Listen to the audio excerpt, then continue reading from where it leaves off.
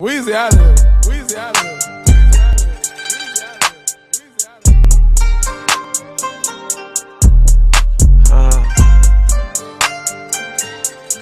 So let's get this started.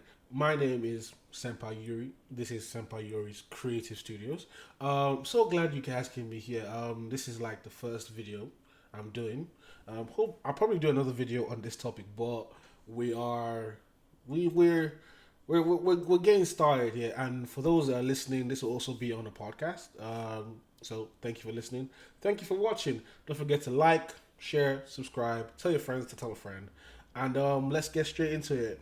So I am a photographer slash videographer. And I just recently started, not recently, but like I'm just beginning to start this whole thing where I do photography, it's a videography, and I'm just do a bit of editing work, and I'm just beginning to get the hang of it. And I feel like I said in my podcast, I'm gonna leave a link in the description.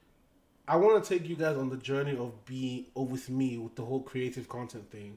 And as I go on and learn new things, I want to share it to a lot of people because I feel like a lot of people, forgive me if I'm sniffling, because this is the whole hay fever thing in the UK. So if I learn something new, I'm gonna share it. If I discover a new skill, I'm gonna share it.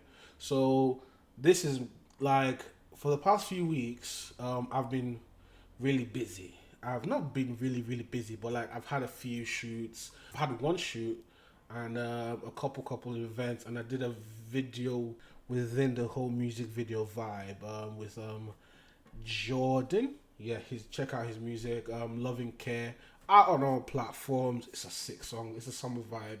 If there was a summer, Boris decided to, Carnival cancelled. Carnival is cancelled. Everything cancelled. Everything down the drain. But we move. Let's get straight into it. When you're thinking of your first paid gig, first things first, you have to have the right equipment. Like whatever you're like, as a photographer, as a videographer, you can't just have.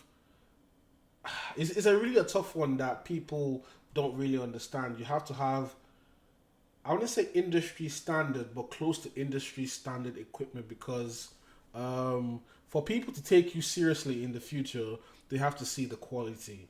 So like your equipment has to match the amount of money you're aiming for. If you're aiming for the hundreds, if you're aiming for the hundreds, the thousands, your equipment has to be worth the same amount of money. If you're buying like a £100 camera, you shouldn't really be expecting too much money from £100 camera, unless if you then compared to when you spend money on £1,000 camera, and that's when you can see the difference in quality, the difference in range. Even when you're editing, there's more to do.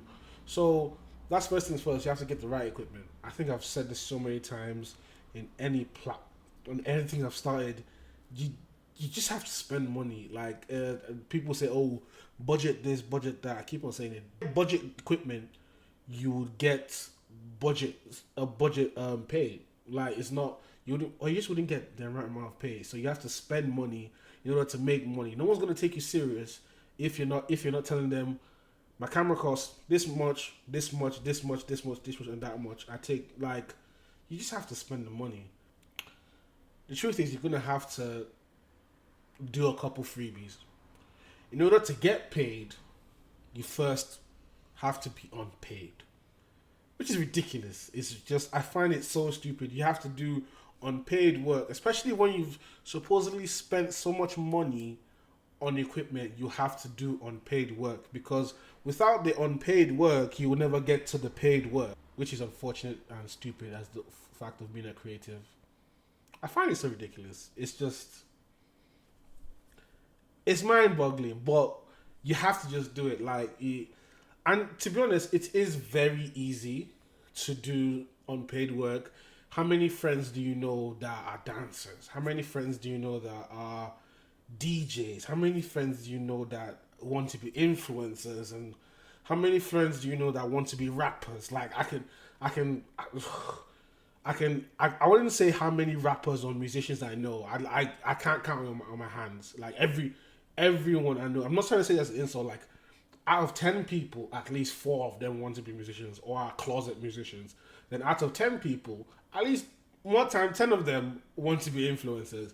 Out of 10 people, one person at least or two wants to be a dancer. So like you have take your pick of person, but be careful when you're doing the whole unpaid work because people tend to go crazy and then start to disrespect the creative. Make this very clear to the person. The fact that I am reaching out to you means that I need you for my work. But if you reach out to me, you are requiring a service. I feel like that's what we should try and make people understand. Try and do it in the most polite way. But you have to make people realize that you are helping your portfolio by helping their portfolio. But once they now reach out to you as a business, then that's when we gotta start laying down the laws, laying down the lines that excuse me, yes, I was unpaid then, now I'm paid. Drop the money. You feel me? Moving on to the second one. Actually, no, I already covered the second one. Yeah, just reach out to your friends, basically.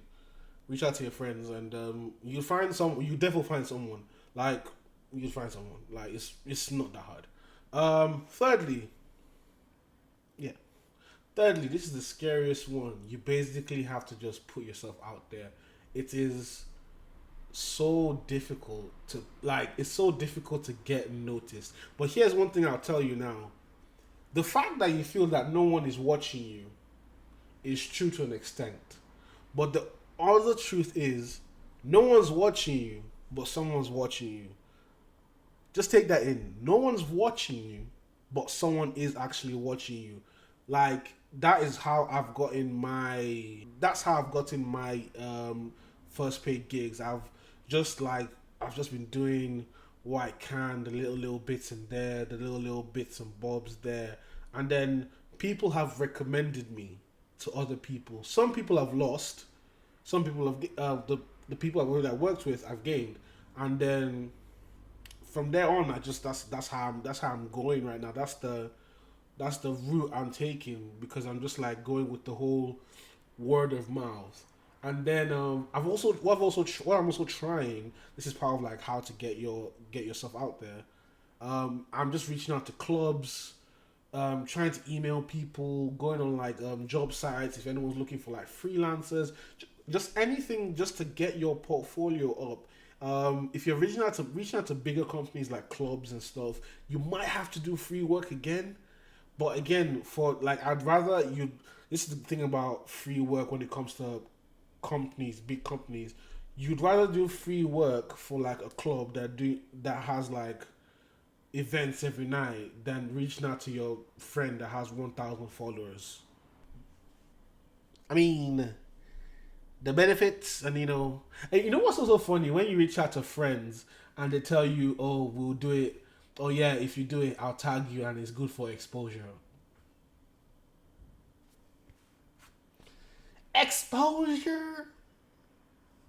Exposure don't pay for my bills, sweetie. It don't pay for my bills. Your exposure, bruh, how is we have the same followers, bruh.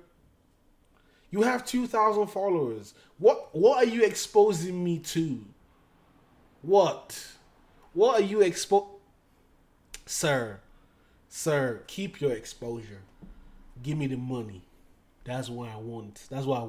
Give me the money. But yeah, just try your best to reach out to at least a few people, and reach out to a few companies, a few clubs. You have nothing to lose. They're just gonna shut you. They're gonna shut you down. They'll just tell you no. That's it. You haven't gained. You haven't lost anything. Just reach out. Like probably I've lost energy walking all the way to their place of business or emailing them or whatever or whatnot. But in the grand scheme of things, you have nothing to lose, everything to gain. That's what I'll just say. Lastly, I haven't tried this, but I've read and I've heard that if you go to like all these farmer markets, apparently not farmer markets. Let me rephrase. If you go to like exhibitions and networking events, and you have like business cards, and you just hand that to random people that are in your area or your vicinity, then apparently, I feel like if you hand it out to 100 people, 10 people should seem interested. Out of those 10 people, at least 3 of them might contact you. And then, after like a bit of back and forth, at least what you might end up working with one person, or you might just build a rapport with one good person and then they refer you. And that's how you just keep on getting paid more and paid more and paid more. Like, it's like this whole how to learn your first gig. This is how I've done it. It might not work for you. You might have a different approach. You might think, oh, everything this guy said is absolute rubbish, but then it's for me, it's working. Like, there's something me and my friend DJ always say: if it's making money, then it's making sense. And for me, it's been making money so far. I won't say it's making a lot of money, but it's making some form of money. So therefore, it's making sense. So I'll just say, do your best to put yourself out there. You might have to do a lot of nonsense.